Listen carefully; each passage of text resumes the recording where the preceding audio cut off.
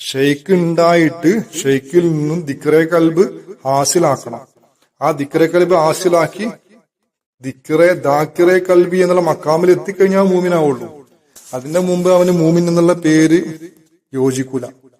കാരണം അതാണ് ശരിക്കും ഖുർആനിൽ പറഞ്ഞത്, കാലത്തിൽ അഹ്റാബു ആമന്ന എന്ന് പറഞ്ഞിട്ട് അഹ്റാബികൾ ഞങ്ങൾ വിശ്വാസികളാണ് എന്ന് പറഞ്ഞ സമയത്ത് അള്ളാഹു താല അവർ തിരുത്തുന്നത് റസൂലിനോട് പറയാൻ പറയുന്നുണ്ട്, കുൽ നീ പറയണം, താങ്കൾ പറയണം, കുൽ ലം തൂമിനു വലാകിൻ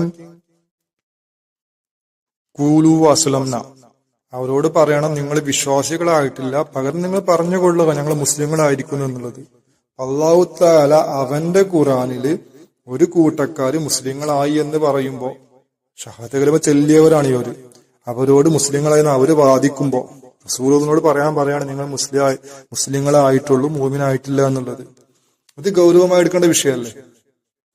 നമ്മളും കൂടി അറിയാൻ വേണ്ടിയിട്ടല്ലേ ഖുർആൻ ഇത് വന്നത്. എന്നിരിക്കെ നമ്മൾ എന്തുകൊണ്ട് അന്വേഷിക്കുന്നില്ല, എന്താണ് മുസ്ലിങ്ങൾ, എന്താണ് മൂമിൻ, ഇതിന്റെ വ്യത്യാസം എന്താന്നുള്ളത്? അപ്പോ അതിന് പറയുന്ന കാരണം അവരുടെ കൽബിലേക്ക് ഈമാൻ പ്രവേശിച്ചിട്ടില്ല എന്നുള്ളതാണ് ആയത്തിൽ പറയുന്ന കാരണം. ഈമാൻ പ്രവേശിക്കൽ എങ്ങനെയാണെന്ന് ചോദിച്ചാൽ ഇതാണ് ഈമാൻ പ്രവേശിക്കല്. ഒരു ഷെയ്ഖിൽ നിന്നും കിട്ടിയ ദിക്ർ, ആ ദിക്ർ അള്ളാഹുനുള്ള ദിക്റാണ്. ആ ദിക്ർ കൽബിലേക്ക് പ്രവേശിക്കുന്നതിന്